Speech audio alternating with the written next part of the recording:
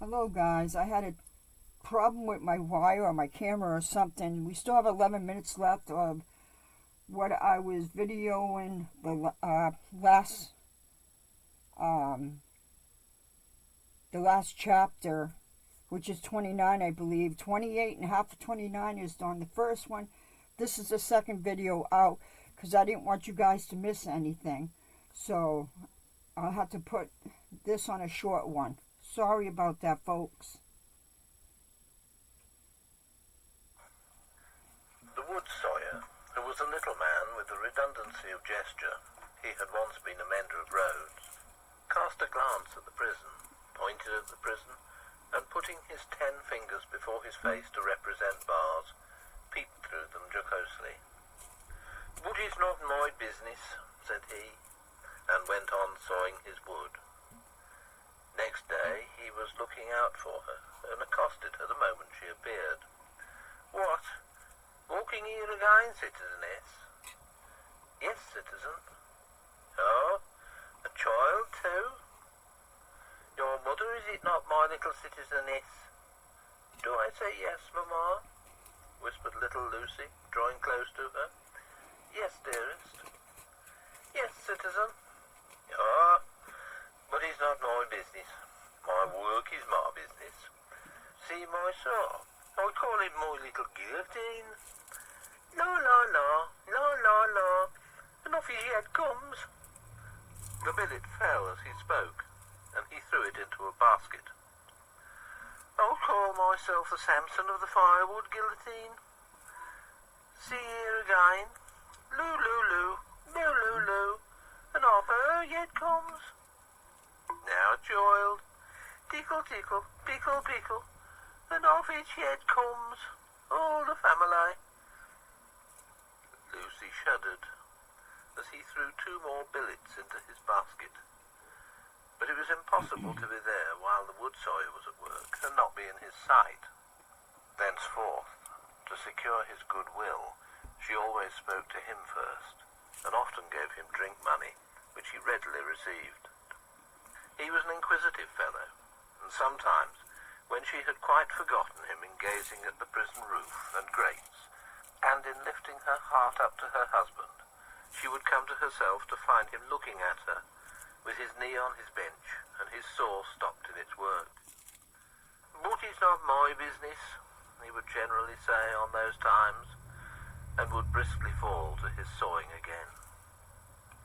In all weathers, in the snow and frost of winter, in the bitter winds of spring, in the hot sunshine of summer, in the rains of autumn, and again in the snow and frost of winter, Lucy passed 2 hours of every day at this place, and every day on leaving it, she kissed the prison wall. Her husband saw her, so she learned from her father. It might be once in 5 or 6 times, it might be twice or thrice running. It might be not for a week or a fortnight together. It was enough that he could and did see her when the chances served, and on that possibility she would have waited out the day 7 days a week. These occupations brought her round to the December month, wherein her father walked among the terrors with a steady head. On a lightly snowing afternoon she arrived at the usual corner. It was a day of some wild rejoicing and a festival. She had seen the houses as she came along, decorated with little pikes and with little red caps stuck upon them, also with tricoloured ribbons, also with the standard inscription. Tricoloured letters were the favourite. "Republic one and indivisible. Liberty, equality, fraternity, or death." The miserable shop of the wood sawyer was so small that its whole surface furnished very indifferent space for this legend. He had got somebody to scrawl it up for him, however, who had squeezed death in with most inappropriate difficulty. On his housetop he displayed pike and cap, as a good citizen must, and in a window he had stationed his saw, inscribed as his "Little Sainte Guillotine," for the great sharp female was by that time popularly canonized. His shop was shut, and he was not there, which was a relief to Lucy, and left her quite alone. But he was not far off, for presently she heard a troubled movement and a shouting coming along which filled her with fear.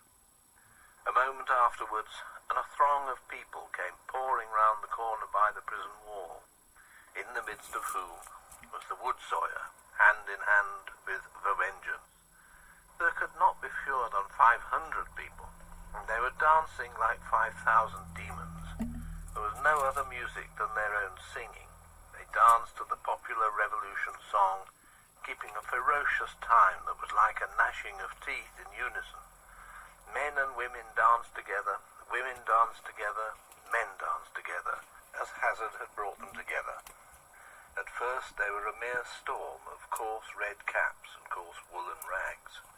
But as they filled the place and stopped to dance about Lucy, some ghastly apparition of a dance figure gone raving mad arose among them. They advanced, retreated, struck at one another's hands, clutched at one another's heads, spun round alone, caught one another and spun round in pairs until many of them dropped.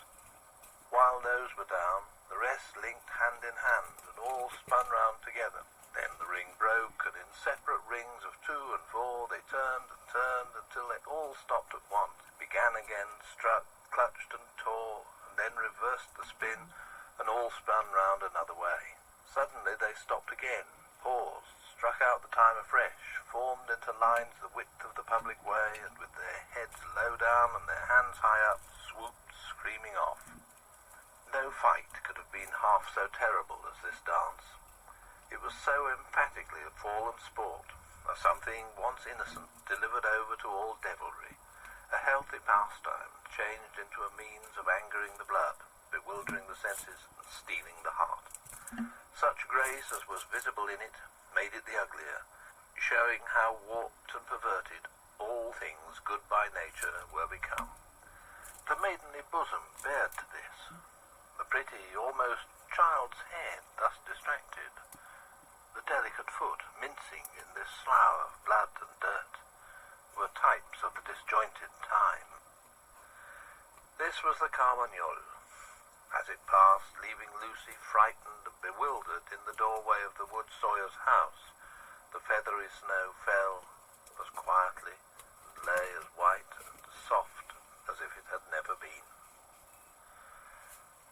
Oh, my father, for he stood before her when she lifted up the eyes she had momentarily darkened with her hand. Such a cruel, bad sight. I know, my dear, I know, I have seen it many times. Don't be frightened. Not one of them would harm you. I am not frightened for myself, my father. But when I think of my husband and the mercies of these people... We will set him above their mercies very soon. I left him climbing to the window, and I came to tell you. There is no one here to see. You may kiss your hand towards that highest shelving roof. I do so, father, and I send him my soul with it. You cannot see him, my poor dear. No, father, said Lucy, yearning and weeping as she kissed her hand. No. A footstep in the snow. Madame Defarge. I salute you, citizeness, from the doctor. I salute you, citizen. This in passing, nothing more. Madame Defarge gone, like a shadow over the white road. Give me your arm, my love. Pass from here with an air of cheerfulness and courage, for his sake. That was well done. They had left the spot.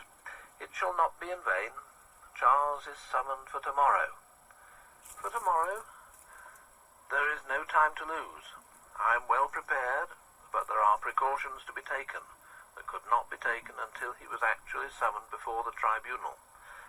He has not received the notice yet, but I know that he will presently be summoned for tomorrow and removed to the conciergerie. I have timely information. You're not afraid? She could scarcely answer. I trust in you. Do so, implicitly. Your suspense is nearly ended, my darling. He shall be restored to you within a few hours. I have encompassed him with every protection. I must see Laurie. He stopped. There was a heavy lumbering of wheels within hearing. both knew too well what it meant. 1, 2, 3. 3 tumbrils faring away with their dread loads over the hushing snow. I must see Laurie, the doctor repeated, turning her another way. The staunch old gentleman was still in his trust, had never left it.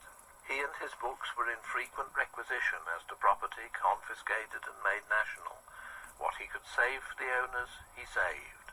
No better man living to hold fast by what Tellson's had in keeping, and to hold his peace. A murky red and yellow sky and a rising mist from the Seine denoted the approach of darkness. It was almost dark when they arrived at the bank. The stately residence of Monseigneur was altogether blighted and deserted. Above a heap of dust and ashes in the court ran the letters, National Property, the Republic one and indivisible, liberty, equality, fraternity, or death. Who could that be with Mr. Lorry, the owner of the riding coat upon the chair, who must not be seen? From whom, newly arrived, did he come out, agitated and surprised, to take his favourite in his arms? To whom did he appear to repeat her faltering words, when, raising his voice and turning his head towards the door of the room from which he had issued, he said, "Removed to the conciergerie, and summoned for tomorrow?" End.